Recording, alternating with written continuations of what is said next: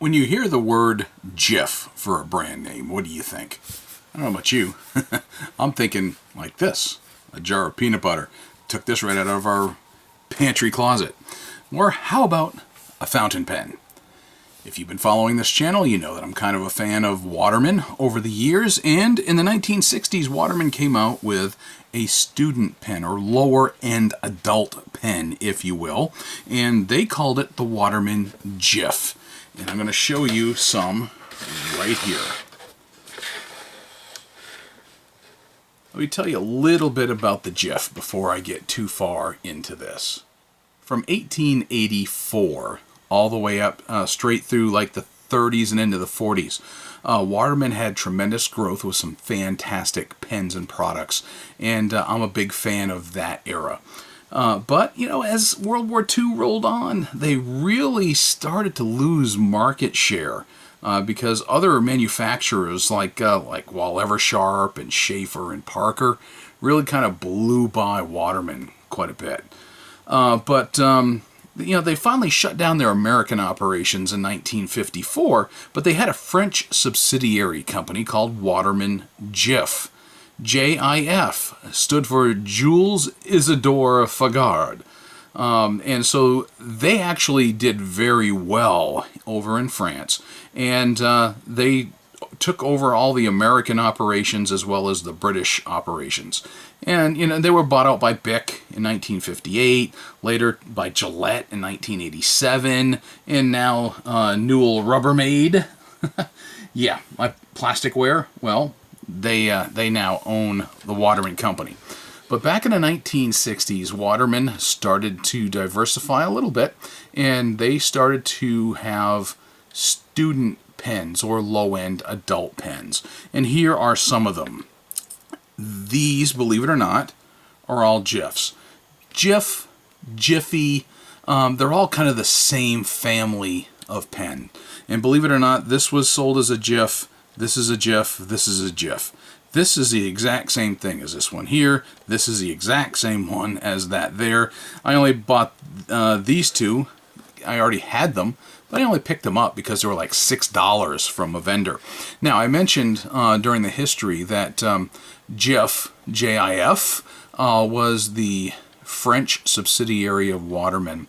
And if you look on all of your modern Waterman pens where it says Waterman Paris, that's because that's where the manufacturing facilities are still, is in Paris or in France.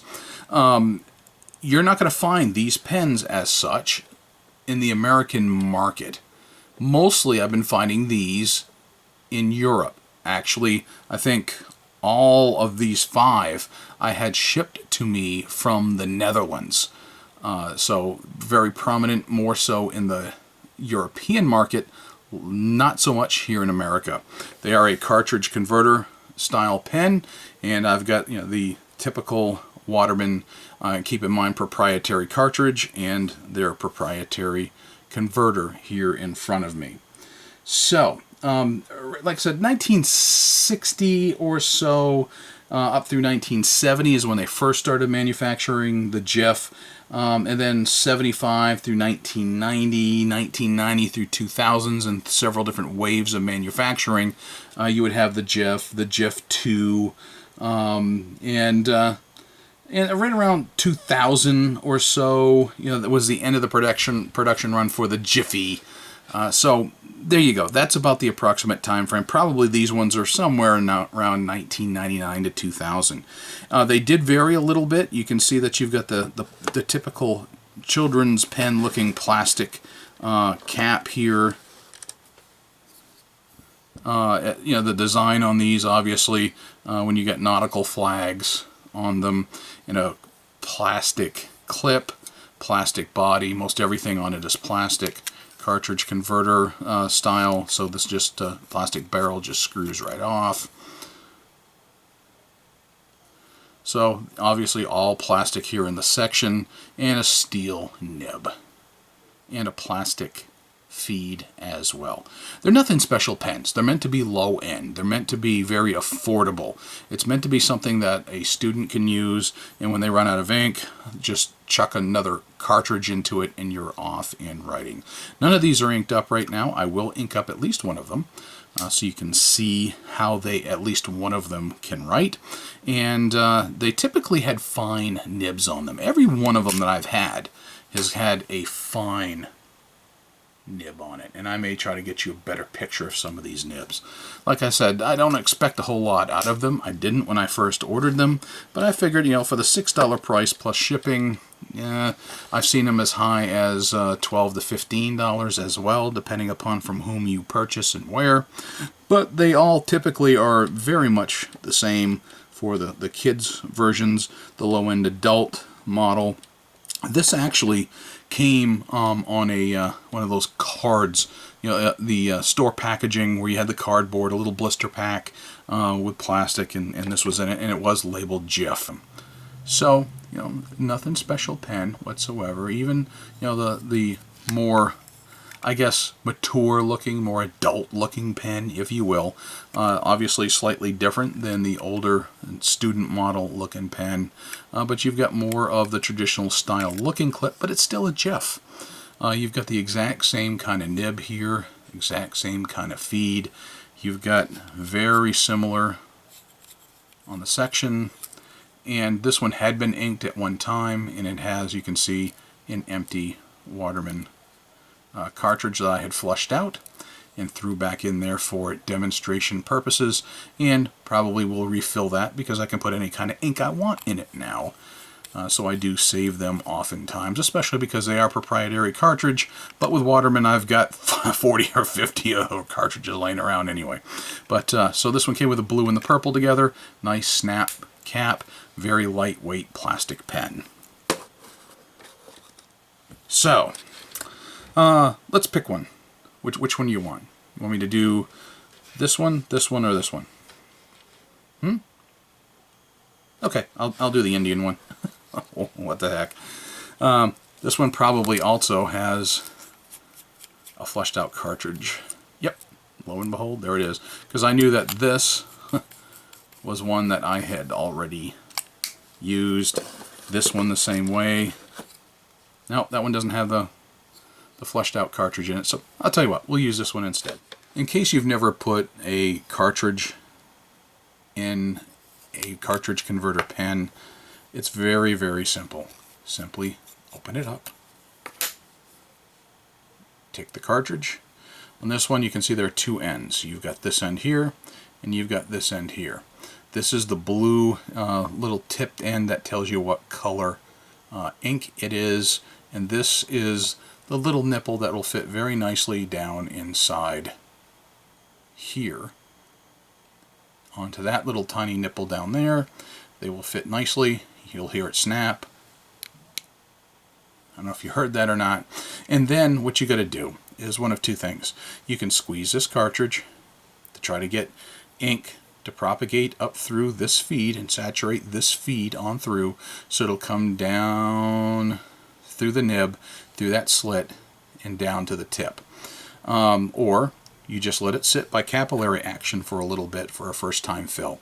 When you go to replace a cartridge, it's not so hard because you've already got ink down in there. So if this cartridge was to run dry on me when I'm taking notes or at school or in business or something, take that one out, throw it out, pop another one in, and put the barrel back on, and then you're off and writing again, because that feed and that nib would already be saturated with ink.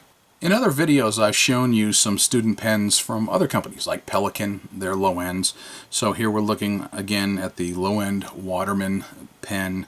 These are not being manufactured anymore, but they're still in abundant supply, so you can find them. So here we go. Let's go ahead and try to write. This is a handy dandy notepad I always keep here on my desk.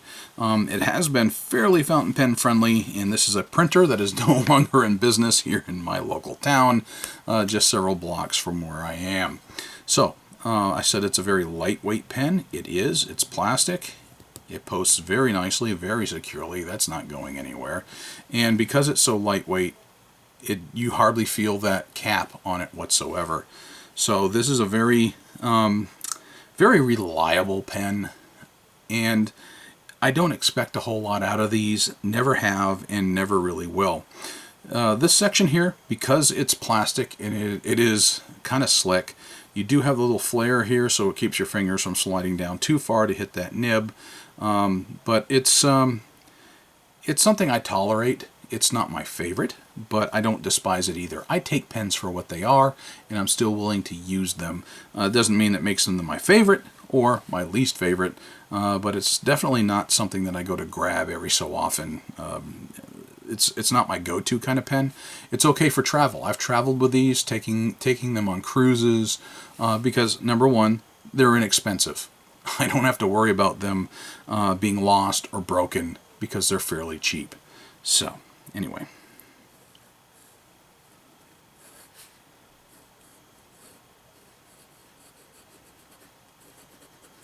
A Waterman JIF. I know I'm mixing cursive here with print, but this is a fine nib. This one here, this is one of the better fine nibs. I've got a few of these other JIFs, don't write as well as this particular one. Every nib is just a hair different. This one here, though, is actually pretty much smooth. I've had some other low-end Watermans, you know, the Graduate. Yeah, I'll take a JIF over a Graduate just because the Graduate, several of them that I've used, I haven't been real impressed with. But you know, for a student pen or a low-end adult,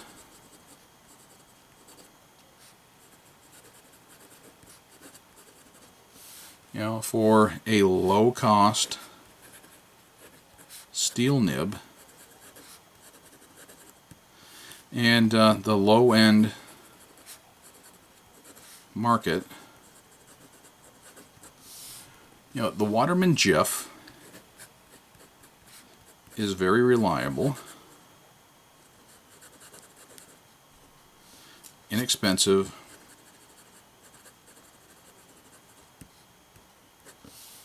and they write well. Not the best nib I've ever written with, and definitely not the worst. They're okay. This for a fine nib actually does pretty decent. Fine is a good nib on this one, and this is, like I said, just a simple cartridge. The proprietary by Waterman. R-I-E-T-A, proprietary by Waterman.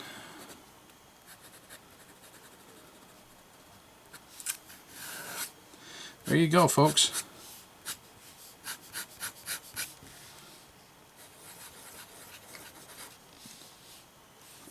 It's hard to beat. I mean, for like I said, anywhere from $6 to $12, $15, I've seen them in that range. You can still find these brand new on eBay, shipped to you from the Netherlands, is where I've been finding most of them, from some dealer who happens to be able to lay his hands on them, and they don't always come nice and on a card stock, or but I have gotten some of these. I think every one of these has been from a seller out of Europe, definitely out of Europe, possibly out of the Netherlands. I figured I'd only ink up one of these for today, but you know, obviously it's hard to think that these aren't made for children. Just looking at it, this one has a little Indian on it. As a matter of fact, they called this the Indie version when I went to go buy it. And when you find a second one just like it for another $7, $12 shipped, it was worth it to me. Kind of hard to go wrong. So I bought several just because I like having them around. And like I said, this one, interestingly enough, still a JIF. Even though it looks different than the others, it's still considered a JIF. I'll tell you what I'll do. I'm going to put some website links down below where you can go look up more information on the Waterman JIF. You can see pictures of various JIFs, get some more timeline information, and maybe you can go find some on eBay. A couple of other things if you're looking for nicer end pens and maybe some nicer vintage pens. You can still go get your discount code. Those will be in the description down below, as well as you can get a fountainpenfanatic.com t-shirt. And I look forward to bringing you some more information. I think my boys are going to end up, maybe my boys will end up getting some of these, but definitely going to find a new home for these duplicates here, just because they're cheap and they're quality.